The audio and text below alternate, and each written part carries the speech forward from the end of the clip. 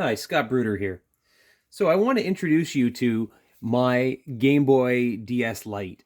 This Game Boy DS Lite is kind of a amalgamation of two or three of them that I had got as parts in the early 2010s. I ended up, dabbling with DSs and kind of, cleaning them up for people, and I decided to kind of take the broken pieces and kind of meld them together. Some of them, didn't quite work out so well. But this is a daily driver that I use from time to time when I want to play some DS games or GBA games, or even run some emulators and use old Nintendo or Sega Genesis. You can see that I had a messed up body and kind of touched it up with a little bit of paint of my own. Gave it this nice textured orange look. Orange is kind of, my thing. Um, but this device has served me really well. Like, it's got an okay scratched up top area, but the screen still works. And the bottom screen, it's got some dings from, a 5-year-old smashing on the screen, but, it still works. And happily, I have very little yellowing on these because it's very common for the DS lights to have their screens go yellow. Now this one here, I've outfitted, for my own personal use, to take my collections of games with me. So, I have a Ace Card 2i, card in there for my DS games and my GBA games that I've saved as ROMs. In the bottom, I ended up getting my hands on, and of course it's gonna be a tight squeeze to get out, an Easy Flash 5. This has built-in memory. It's got the ROM chip in it to load Game Boy Advance games, and it also has a little rumble pack. So with these two devices in here, I can play, oh sheesh, 10 generations of games, going all the way back to the early 80s.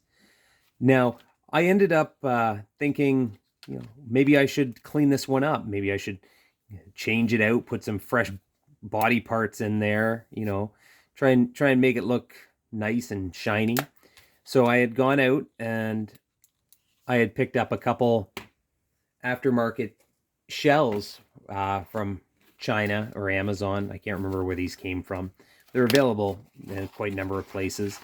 I went out and I got myself a smoked gray case. This is the DS case, but you can see through it. The body smoked, so you can see the internal components. I thought that would make kind of like a neat top or bottom. And maybe I'm not going to use all of one. Maybe I'll mix and match some pieces. And I thought, what else is a nice color that I'm really fond of? And I found the green, right? This is kind of like there's a sticker to go on the back. This one's kind of like I don't know if it was like a minty Yoshi green, but this would make kind of a neat addition to a revamped Game Boy. And then I said, well, what am I going to do with the spare parts? So I went and I looked online, and I was it Craigslist or Kijiji here in Canada, and I got myself a couple busted DSs. One of them's like, this one's got some, is pretty beat up. It's got the screen yellowing on it. It's got a problem with the power switch. You can see the bottom screen's yellow. The touchpad works okay. And, a new body, or at least what's left over the other bodies, you can definitely go in there.